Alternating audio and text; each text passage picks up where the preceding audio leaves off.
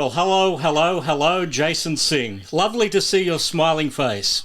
It's lovely to be seen by you too, mate. Long, long time.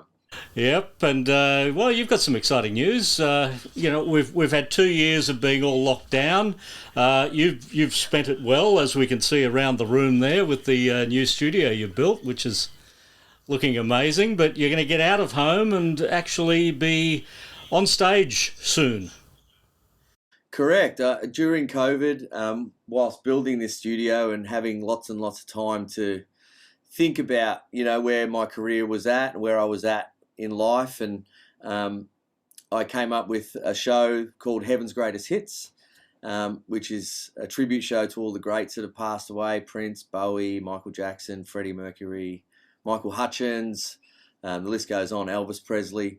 And it's sort of based on my album Vale, which I put out in 2018, which was a tribute album to all those artists that really inspired me through life in music and just as a person, really. They really kind of raised me, all those artists. So I started putting the show together in 2018, and then obviously once COVID hit in 2020,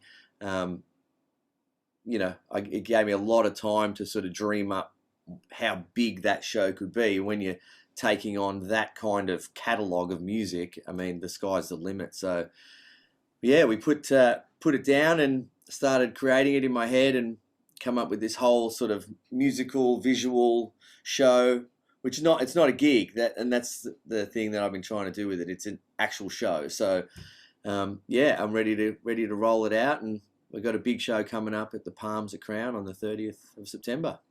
And I would imagine as well, because of sadly, what does happen, Yeah. you've got an ever expanding set list. Do you take into consideration recent events when you perform the show? And when, like yesterday, when you heard the news of Olivia Newton-John passing away, I mean, you feel their impact on your life. Like you don't really think about it while they're alive, but once they cross over, you really go, man, she was like important to me. Like her movies, the music, her as a person, how inspirational she was. You know, it all comes flooding into you, and you can see that on the iTunes charts and stuff, where everyone starts listening to her music again. She's got like every song in the top 10 today. So yeah, it is an always expanding, song list that I've got to work from, but I've kind of kept it close to my personal um, idols and inspirations, I guess, in those artists that I mentioned. Well, George Michael in particular, I know you're a big fan of George Michael and particularly Prince. Tell me how they evolved your particular style. Oh, well, I mean, I've been listening to Prince pretty much my whole life. I mean, I was thinking yesterday, was an activist for him, you know what I mean? When he came out, and my friends are all listening to Motley Crue and, Gunners, and I'm listening to Prince, So um, that time in my life was, it's so important at the building blocks of who you're going to be as an adult. Um, so yeah, I mean, I still listen to him pretty much every day. It really has created me as a person in some ways. I honestly believe that, and of course the same with George Michael. And those two artists particularly were the inspiration for Vale, because we lost them both in the same year. And once they passed away, I was like, what's music going to be now? Like, what's it? What are my kids going to love when they're older? And are they going to have companions like I had in those artists throughout their life? So, yeah, they were hugely important to me. Well, the other one who was hugely important to you also was David Bowie, who, I've seen your tribute show to David Bowie that happens on the anniversary of his passing. Tell me about Bowie and his impact on your life. Well, Bowie actually was out of all the artists. I mean, I knew Bowie's catalog obviously through radio and being in the music business. But it was Dale Ryder from Boom Crash Opera who came to me and said, I love Bowie.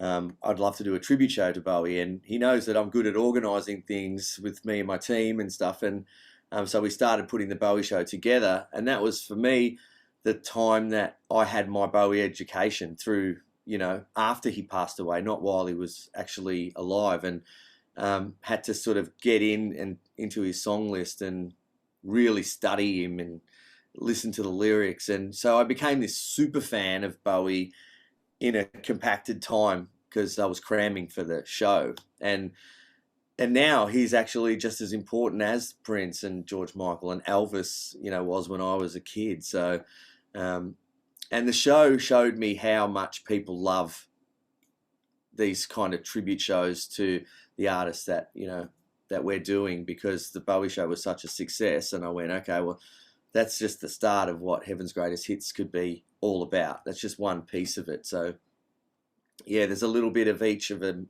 throughout the show. It's interesting, isn't it? Because when I first met you and that first Taxiride album came out more than 2 decades ago, there's no hint of the artists who you cite as the influence as being part of the sound that Taxiride was. Yeah, probably from a funk and dance music type thing. Taxiride was much more sort of organic and folky in some ways because of the acoustic guitar nature. But I think actually on the melodic side of things, very influential in some of those things. That's why the Taxiride songs are so catchy, because they've got that pop element from Prince and Michael Jackson and stuff that I studied as a child, So and I guess that the Taxiride sound is what came about when 4 people get together to make a sound. There has been a bit of controversy with Taxiride in recent months. Where is that at the moment? Yeah, it's still nowhere at the moment, to be honest.